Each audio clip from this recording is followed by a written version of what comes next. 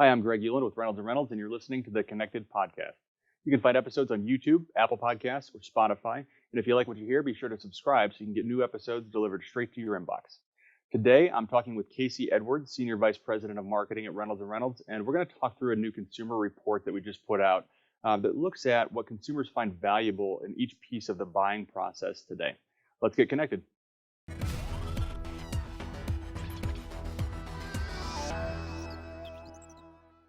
Casey, how are you? Good morning. Hey, you were the first guest on the Connected Podcast in March of 2020, and things have come quite a long way. But welcome back. Thank you so much. It's great to be back, and what a year and a half, huh? Yeah, no kidding. So Casey, you and I, we get to talk to a lot of dealers, kind of in our roles, and we're lucky in that way. And looking forward, there's a ton of just pressure that's weighing down, kind of on their business in the future, from obviously inventory issues to OEM stuff to digital retailing. There's all these things, and I think that the constant though that we always hear is consumer expectations. They're always changing. So trying to stay ahead of that and understand what consumers want, and more importantly, what they find valuable, is something that's clearly really important. So we've spent a lot of time digging into that recently, and we just released another new report. So wanted to have a conversation today about what we found when we went out and kind of talked to consumers. So maybe we can start there with some high level bullets. Sure. So, Greg, in this new study that we just released, I had some big kind of headline takeaways. Consumers continue to want and demand a blended or a hybrid experience. We can talk a little bit about that. Secondly, there's specific things that consumers are willing to pay more for, both online and in store. And lastly, online buyers are actually more patient than in store buyers. All right, so let's pop the hood on that one first, because it kind of caught me a little by surprise when we were looking over everything. So let's dig into that one a little bit first. Yeah, for sure. So online buyers in this study kind of told us that they're more patient or more forgiving, maybe is a better way to say, during their purchase experience as compared to in-store buyers. A majority of the online buyers expected each phase of the buying process to take somewhere between 30 and 90 minutes. Compare that to in-store buyers, most expected each phase of the transaction to take less than 20 minutes. So really what that kind of tells us is yeah, people want to transact at least partially online, but they don't have ridiculously high expectations, mostly because they probably haven't done a lot of this before. Yeah, for sure. And it makes sense. And then the study also goes into how satisfied consumers were with their experience. So for those Right. that did have kind of an online buying experience, how satisfied were they? And how you ask the question here matters, because if you just ask how satisfied are you, or how satisfied were you, typically, if as long as you didn't screw up majorly, people are going to give you like a 7 or an 8 at Right. least on average. But if you say, based on your experience, will you go through that same process again? Then they're forced to kind of compare it to, okay, what did I experience before in store, and how was this experience, and which one did I like better? So, looking at satisfaction through that lens, talk a little bit about what that looked like. Sure. So to that point, Greg, when we talked to them about willingness to do it again, 36% said no thanks. I'll see you in store next time, which really kind of begs the question why. If everybody that and all consumers want to buy a car online, why would they want any in-store experience? But a lot of it, when we dug into this, really boiled down to what they found valuable and what was a good use of their time.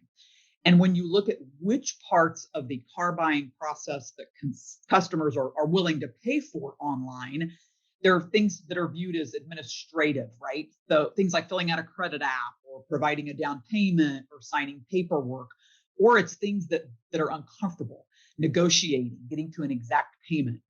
And then conversely, when you look at things that they're willing to pay more for in store, you see things like vehicle walkarounds and test drives and talking with a finance and insurance expert.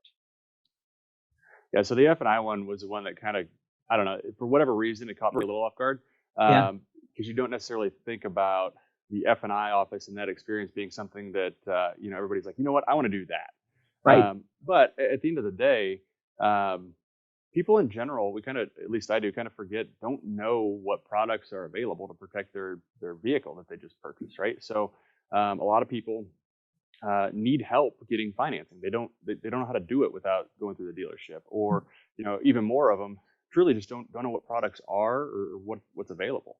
So they rely on somebody to help Yeah. guide them through that process. There were, in this survey, one of the things that stood out, because this one surprised me so much, was 3/4 of consumers openly said they didn't really understand F&I products. It was very interesting.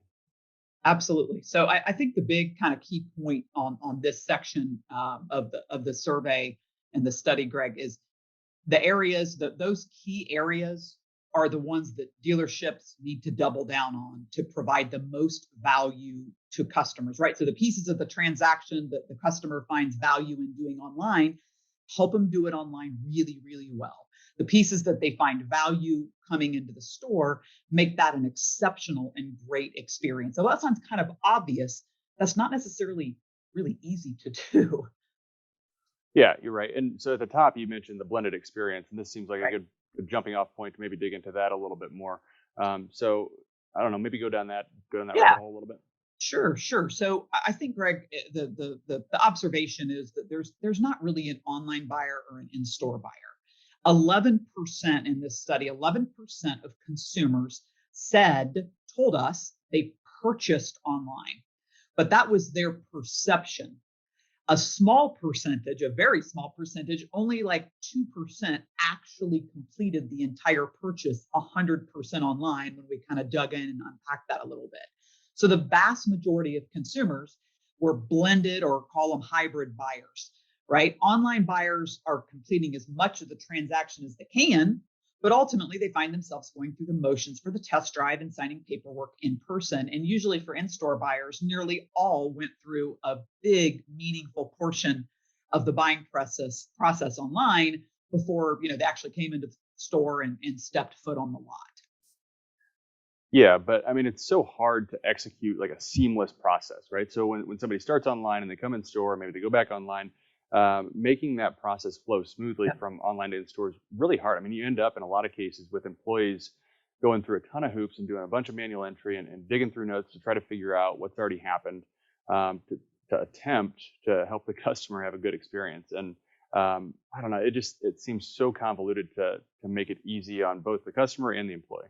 Yep, it is, Greg, and you end up with a lot of stressed out and frustrated employees that either just can't make the experience what the customer expects, which is, again, 20 minutes in each part of the process, or something short, or they just quit trying. And we're seeing more and more dealers each and every day struggle with this process. It's really hard to have the discipline to keep, your sword sharp when demand is high and there are five or so people lined up to buy every car. It's a real challenge.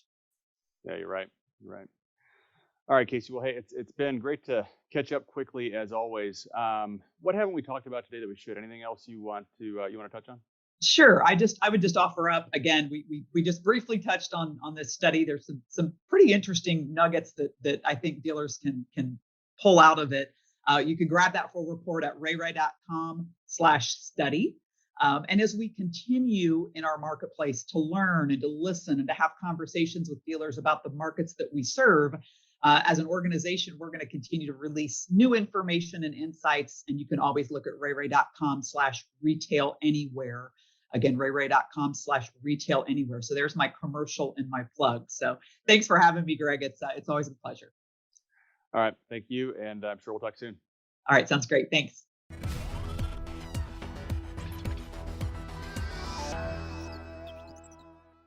Before we hop off, remember you can find episodes on YouTube, Apple Podcasts, or Spotify. And be sure to subscribe so you're notified every other Wednesday when new episodes are released. Thanks for listening today, and we'll see you in 2 weeks.